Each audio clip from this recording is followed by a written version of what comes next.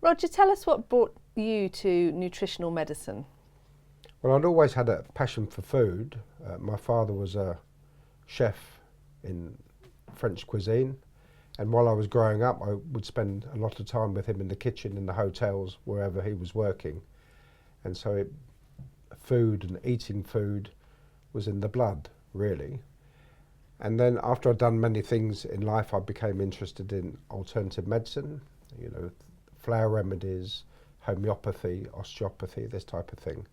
But I decided to get certificated in something, and nutritional medicine seemed to be the ideal thing because of my passion for food and preparing food. So that's how I came to nutritional medicine. Okay, and tell us a bit about the training that you did and who you trained with. Well, the basic course by Dr. Lawrence Plaskett was a 2-year course which acquainted you with the different balances within the body, because the body is all about balance and counterbalance, because it's everything in the universe is polarity. So you have different balances between sodium and potassium, for example, the different amino acids that are building block for the protein in the body. So we would go through all of these things, and fats and oils. And then there was an advanced 2-year advanced course that Lawrence did, and I did about a year of that because of the pressure of work of setting up a food supplement company. I was unable to maintain that, but I do have the notes. So it was very, very interesting, and as much as I thought I knew about food before I started the course, I realised that there was a lot of gaps in it after doing the course. And then when you treat people, you learn all the time. You learn every day because different scenarios come up and individuals are unique. So you were seeing lots of links between people's illnesses and what they were eating or what they weren't eating, perhaps. That's right, and also what their parents hadn't been eating. So when you hear the medical profession talk about, oh well, they have a gene that's coming down and that's why they've got this illness, I would imagine normally it's that there's a mineral deficiency that is following down through the family. Right. Because your parents are your inheritance, aren't they, in terms of the mineral condition that you're born with. Yeah. So your health depends on your parents' health. It's like if you grow crop, if it's in poor soil, you won't have very good crop. So it's just the same. You're the crop of your parents and of their parents. So when you take a case history in nutritional medicine, as would be the case with naturopaths, herbalists, would all follow the same sort of route of case taking, and your homeopaths. You go back to grandparents and you're looking for patterns coming down through, because the answer to what the problem is now, you may see it a couple of generations back. Maybe the area they live was depleted in certain minerals or something like this. Because we are a biochemical being and electrical being.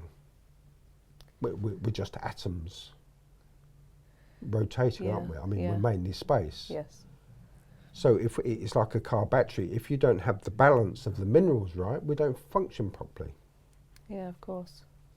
So, I mean, now we're looking at GMO crops and things. I mean, the impact that this is going to have future generations' health is very dangerous. Dangerous. It's really letting a genie out of the bottle. It's almost more of a problem than radioactivity from nuclear, because that will go in time. But when you've altered the DNA of certain species, you can't control it. I mean, these seeds are blown on the wind, aren't they? Yes. Very dangerous. And it doesn't solve, if you look at the, I mean, GM, to look at that, it's entrapment, and it's the ability of corporations to patent food. We have cases around the world now where the likes of Monsanto, who are big on GM, are taking to court farmers where some of their seeds have gone into their fields and they've grown, and they're suing them for growing their crop without a license. Yeah, indeed. This is outrageous. It's outrageous. I mean, food is God-given. We should be able to grow it where we like, how we like, but you don't mess about with the... No. As you're saying, once the genetics have been, modified, there's no recourse, there's no way back from that, changes is there? your DNA. There's no way back generationally. That's right. Look at the States where GM is prolific in what the Americans eat. Look at the state of the nation, the health. Yeah. It's appalling. And it's cancer causing. Much of it is cancer causing. Look at the research. You don't have to, don't take my word for anything. Look at the research. There's plenty of the information on the internet. Indeed, yeah. But when you have the medical profession talking about the minimal, it's slightly less so now, but the minimal impact of food on your health, I mean, it's just, the physics isn't sound to make that sort of comment. I don't know what they're thinking. No. Because what can we be other than what we breathe, what we drink and what we eat? And what we ingest, yeah. What else is there? Yeah. Biologically, yeah. Biologically, what else there? is there? Yeah. I mean, what we think has an impact, of course, but it makes no sense. I mean, the body, 99% of the body cells change within 2 years. And yet we still recognise each other. Yeah. So something's keeping that blueprint. The pattern, the blueprint. The pattern is yeah. there. So we have to upgrade. It's just like a computer. We have to upgrade. If you're not well, if you're out of balance, you have to upgrade the quality of what you put into your body. Just like your programming, computer programming. Indeed. It's common sense. Yeah. And we've come so far away from eating in season and what we fancy in the season, because people are eating fragmented foods. They're not eating whole foods. Right. Excuse me. So if you have white bread, for example, where the wheat has had the goodness polished off it, so nutritionally it's of very little value and it just clogs up the system. You're just left with the gluten, in effect. And there was a study done by Dr. A. Price, who was a dentist, and he went around the world looking at people's teeth and studying the diets of the people in relation to their teeth. And all of the civilizations that have moved towards refined food, i.e. white flour principally, had poor teeth. Interesting. Because the teeth are a reflection of the condition of your health. Okay, yeah. But the tribes that had a whole food diet, i.e. whole grain, whole rice or quinoa or whatever it was, that it was unrefined, had perfect teeth. Yeah. Whole wheat doesn't really exist anymore, does it, in the products that we buy from the supermarket? Not from the supermarket. You get the old type wheats. The wheats have been modified, not GM modified necessarily, but they've been modified so that it's slightly more glutinous, so it's easier to make spaghettis and things like that because they don't break up. Yeah. But you have the older style wheats, which would be kamut, would be one, which is easier to digest. People who have problems with wheat are quite okay with kamut. You have spelt, so that are available through health food shops and things like this, and you could no doubt buy it online. These foods are available. But if you stick to a whole food diet, you can better trust your desires of what you want to eat. Yes. Because the goodies haven't been polished up, so the body's not looking for, oh, where's that B12 that normally should be in the rest the of wheat, the grain that's been that's separated. That's yeah. right. And then Yeah. people spend a fortune buying supplements. Yeah. So the bits that have been polished off, they're now paying through the nose in supplements to replenish. I think wheat's a big one, isn't it? Because we do consume so much of it. It does feel as though that there's been a deliberate kind of destruction of the wheat, because wheat has been something that's been consumed for a long time, isn't it? Yes, that's right. But it does feel that it's been messed around with deliberately because there's so much of it consumed. That's right. What happens is it's all about status, isn't it? If you take rice, for example, now white rice has had most of the nutrition polished off. Yeah, yeah. And it was always the rich, whether it's white rice or white flour, that would partake things because it was seen as being finer, a bit lighter. Okay. And then the poorer people would aspire to that. But the reality is it's not good for you. They did it to show that they could afford Okay. to have that. Yeah. Oh, you know, this is our status. We can afford white rice. We can afford white flour, and the fancy pastries that a light white flour can give you that you can't achieve with whole wholemeal wheat. So that's what drives it in the first instance. Okay. And that seems to have spun out of control. Yeah, it's completely. With our society, you know, That's right. white bread, 75p a loaf or whatever. It's so accessible. It's It's so easy to. And the trick that's played is that you get all these brown breads, so people think, oh, I'll have brown bread because it's healthier. The fact is, it's just white bread with dye in it now. So you have to look for wholemeal. So you have certain trading standards. If it's got 75% wholemeal in it, you can call it wholemeal. Yes. But if it's brown bread, or they call it granary bread, what does that mean? They just put some sort of broken seeds around it, but it's coloured white bread. Okay. Yeah. You see, you can't be very trusting, unfortunately, of the food industry. No, we can't. And there's the phrase, isn't it? The food industry. Industry. So it's all in. Yeah, it's all in When the did wording. it suddenly become an industry? Yeah. Yeah. People need to. Well, it's up to them, but if you eat whole food and you move away from packaged food, because people are so desensitised from it, it's all wrapped up, they've lost a knack, because it all starts with the shopping, doesn't it?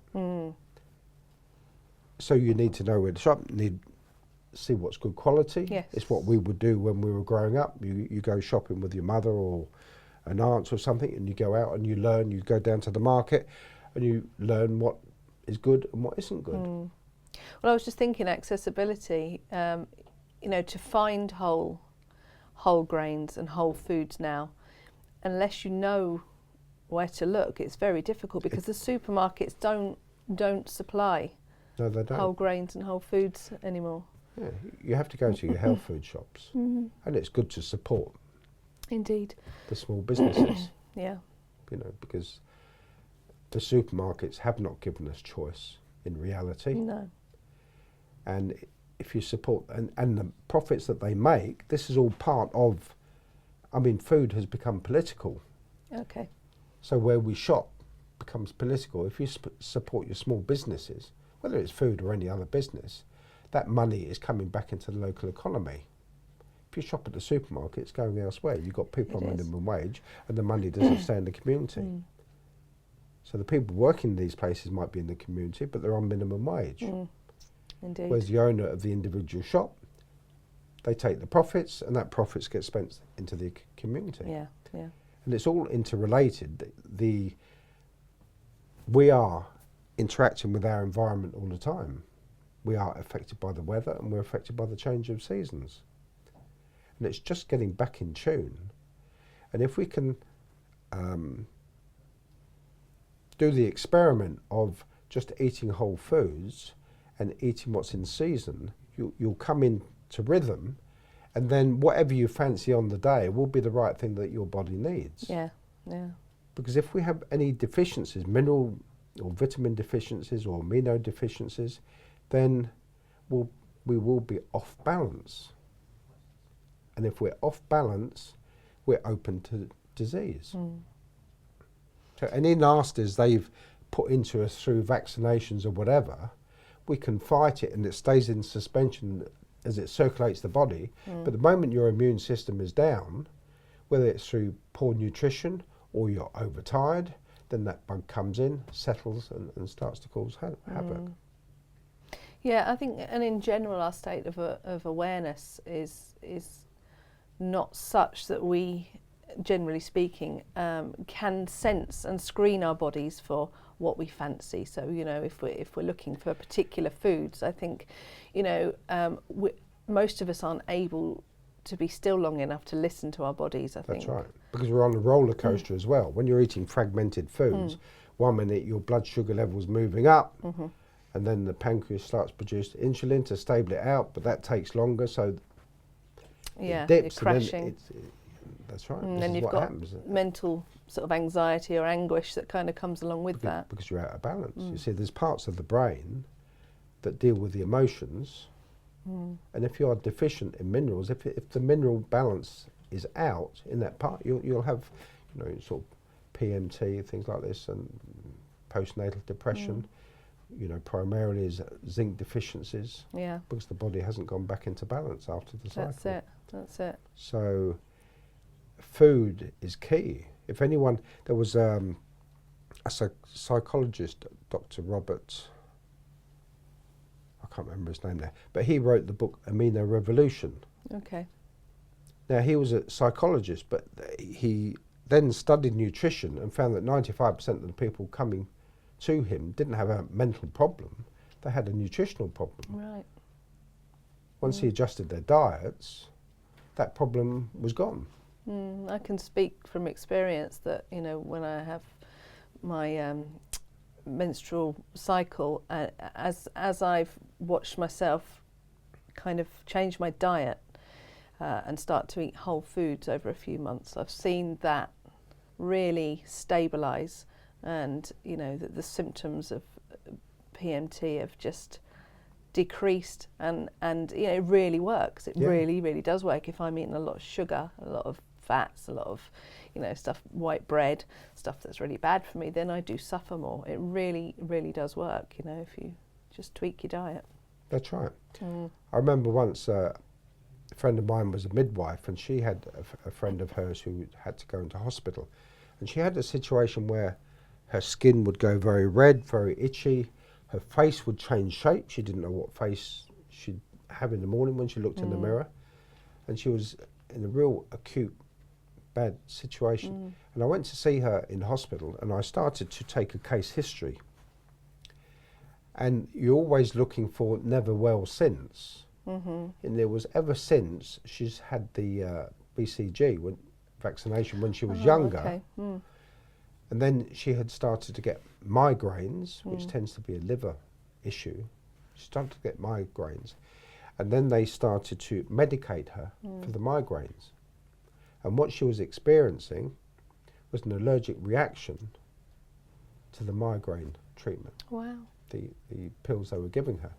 And after 3 months of being just on a whole food diet, not restrictive diet, whatever you like, but just eating whole foods, all the symptoms settled. And yet they got to the point where they were sending around a dermatologist and not looking at the whole situation. No, it just focused, we've got a skin problem. More drugs for the skin problem. Yeah, forget the rest. I mean, it was chaos. Yeah, of course. And then more symptoms would have come from the drugs from the skin problem. That's right. There was no lady who swallowed a fly syndrome, isn't it? So it's common sense. You don't need to have studied nutrition or anything like this to get it right. It's just been made difficult to access the foods. It has, yeah. And just have to do a little bit of research. There are some very good health shops about, I'm sure. There are in our area anyway. And it's just about research, isn't it? That's right. And try and eat organic food. Yeah. Then you're not dealing with the herbicides and pesticides. That's it, definitely. Otherwise, that's another drain on the body's resources, which could be used to make you feel, on top of the world. Definitely. Okay, Roger. Well, that's what we've got time for today. So thanks for joining us, and talk again soon. All right. Thank you very much. All right.